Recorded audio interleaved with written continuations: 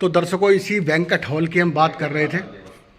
ये banquet hall है जहाँ पे आप देख सकते हैं एसी भी लगी है, पंखे भी लगे हुए हैं, लाइट भी है, वर्कर भी मौजूद हैं और 300 गज का दायरा है।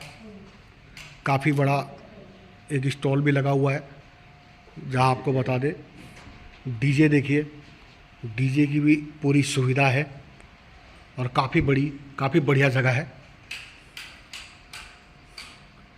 स्क्रीन पे दिए गए नंबर पर आप संपर्क कर सकते हैं मनोज भाई से।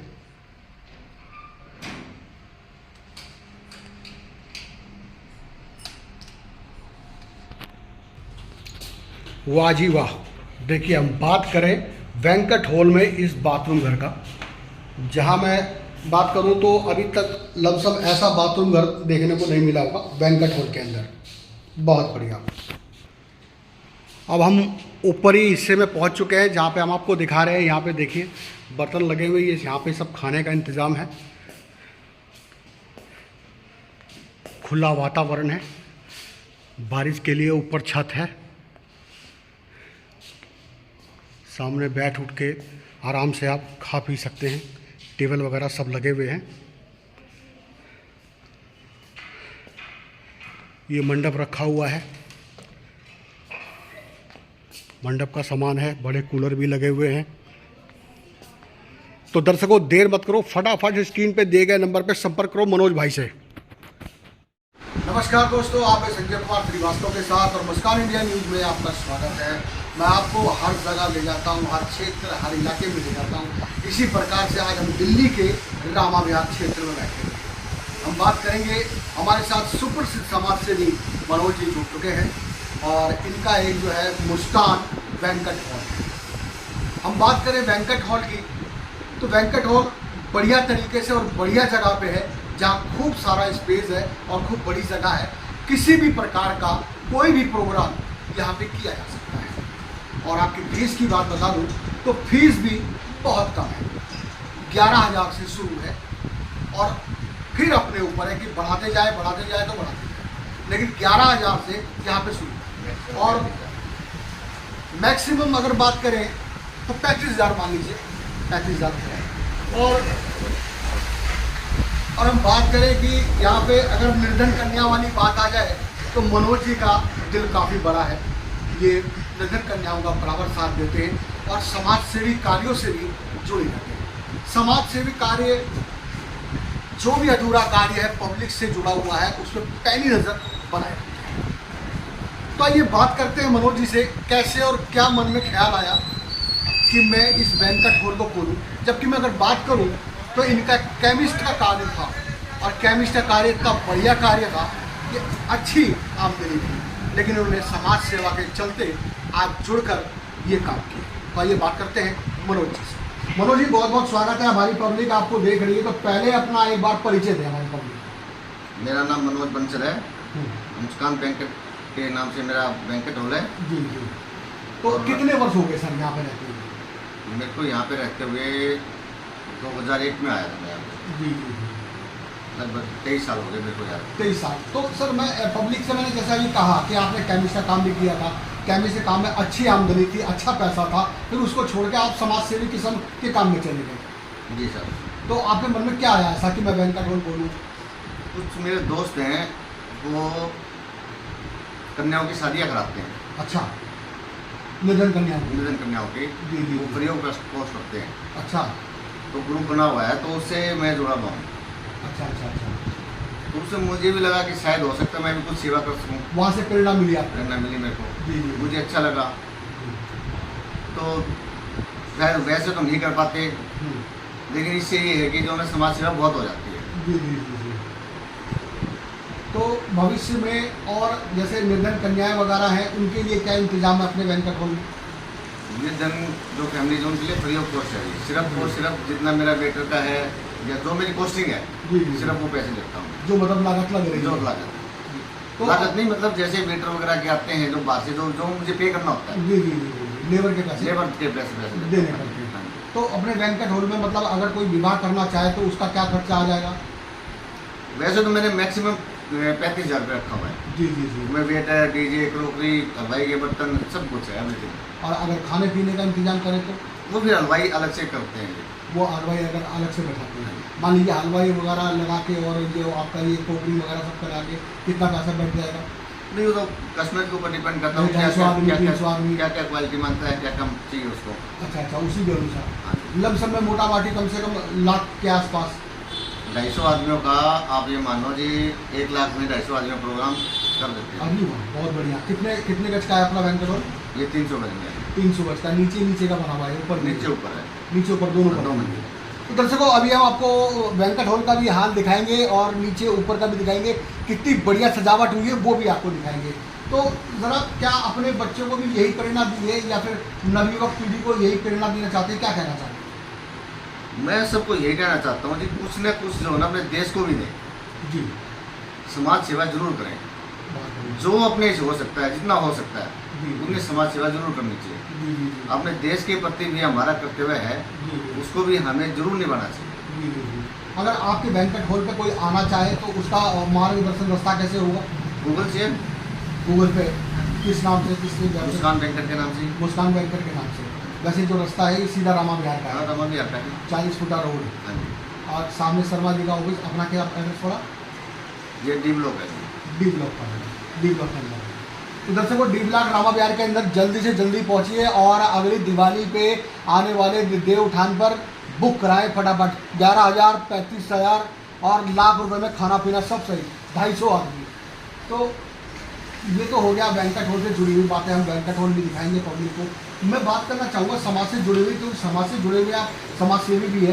उसमें हमारी गलती है ना, जी। हम अपने बच्चों को बताते नहीं ये चीज़, उसमें हमारी गलती है। हम बच्चों को नहीं, बच्चों को दोष नहीं देंगे, बल्कि उसमें गलती हमारी है। अगर हम अपने बच्चों को सिखाएंगे कि भैया आपके बड़े हैं, दादा हैं, ताऊ हैं, इनके पैर छुओ, जी जी जी वो कैसे नहीं सुनेंगे? मेरे बच्चे हैं, आपके भी सामने आओगे तो आपके पैर छुएंगे, आपको नमस्ते करेंगे, राम राम करेंगे। जी जी जी सबसे पहले उनके मुँह से राम राम निकलेगा। जी जी जी। तो अब इसमें योगदान माना जाए तो टीवी इंटरनेट का नहीं हो सकता? बिल्कुल हो सकता है, क्यों नहीं हो सकता। क्या इससे भी दिक्कत? मीडिया का तो बहुत बड़ा रोल है। मीडिया बताए तो ऐसा नहीं है कि बच्चों के समझ में नहीं आए। आजकल तो है ही सोशल मीडिया का जमाना। सोशल मीडिया का जमाना है। तो क्या लगता है कि इससे संस्कृति में थोड़ा सा फर्क आया? बिल्कुल आएगा, नहीं आएगा, बिल्कुल क्या आएगा। वापसी होगी? सर वापसी तो होना ही पड़ेगा। वापसी तो उसके वापसी लिए होगी, लेकिन टाइम लगेगा। उसके लिए नौजवान पीढ़ी को क्या कहेंगे? मैं तो ये कहूँगा जी, जो हमारे बुजुर्ग हैं उन्होंने जो किया, अगर आप उसको फॉलो करते हैं तब जिंदगी में कभी मार नहीं खा सकते। मैं सभी की बात नहीं करूँगा, बुजुर्गों का बात है तो यहाँ से बात करूँगा कि आजकल वृद्धाश्रम का प्रचलन भी बन चुका है। चारों तरफ जो है वृद्धाश्रम बन रहे हैं और ज़्यादा कुछ लगता है तो बच्चे अपने माता पिता को सीधा भूल जाते हैं। क्या कहना चाहेंगे इसको? ऐसा नहीं होना चाहिए। ये बहुत दुखदायी है, जी ये बहुत दुखदायी है हमारे लिए भी और हमारे समाज के लिए भी और मेरे देश के लिए भी। जी जी। ये ऐसा नहीं होना चाहिए, बिल्कुल नहीं होना चाहिए। सन 90-91 की बात करें तो उसके अंदर वृद्धाश्रम नहीं हुआ करते थे। होते नहीं थे पहले। क्या पहले परिवार, आज तो परिवार है ही नहीं। जी। पहले तो 8-8 10 बच्चे होते थे। दादा दादी नाना नानी कहानी सुना करते थे। बिल्कुल सुनते थे, बिल्कुल सुनते थे। क्या आज का समय में कोई सुनता है? आज के समय तो घर में 4 आदमी हैं, चारों मोबाइल पर लगे हुए हैं। जी जी वापस में ही बैठ के खाना नहीं खाते। जी। आप इकट्ठे बैठते नहीं, इकट्ठे बैठे तो हैं, लेकिन सब अलग अलग बैठे हैं। जी जी जी। इकट्ठे होने के बावजूद वो इकट्ठे नहीं हैं। तो इन्हीं बातों को लेकर हमारे नौजवान पीढ़ियों के लिए, सभी नौजवान नहीं है लेकिन फिर भी उनके लिए कोई संदेश देना चाहिए, विचार देना। सर मैं तो यही संदेश देना चाहूँगा कि अपने बारे में तो सोचो, लेकिन सबसे पहले उसके बावजूद देश के लिए भी सोचो। जी जी जी। हमारा देश के, आप घर में पूजा करते हो ना, तो अपने भगवान से एक बार अपने देश के लिए दुआ जरूर मांगे। जी जी जी। एक बार प्रार्थना जरूर करें, हे प्रभु मेरे देश को भी बचा के रखें।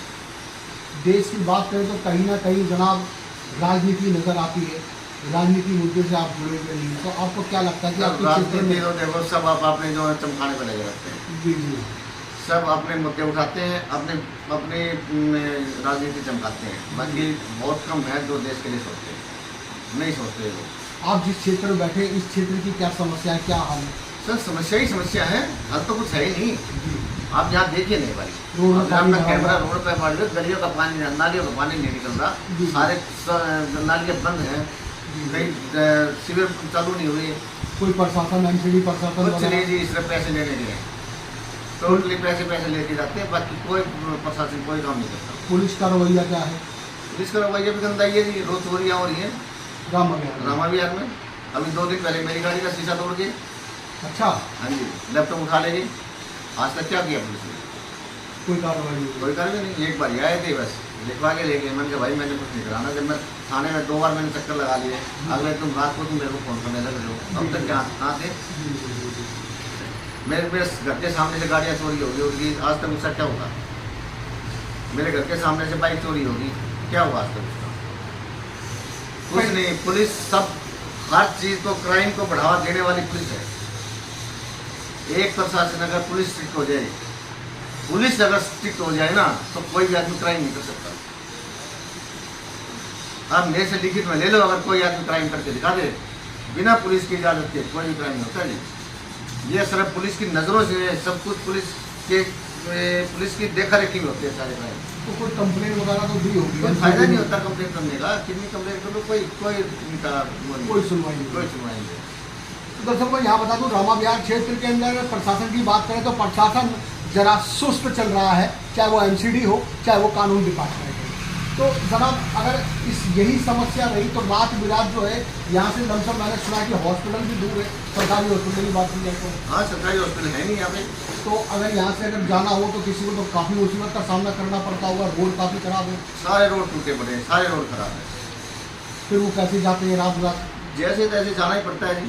यहाँ से मेरे ख्याल से अगर माना जाए तो अम्बेडकर या संजय गांधी हॉस्पिटल, अम्बेडकर संजय गांधी 2 ही है। इससे पहले कोई कोई हॉस्पिटल हॉस्पिटल नहीं है। कम से कम यहाँ से 30 किलोमीटर का दायरा होगा।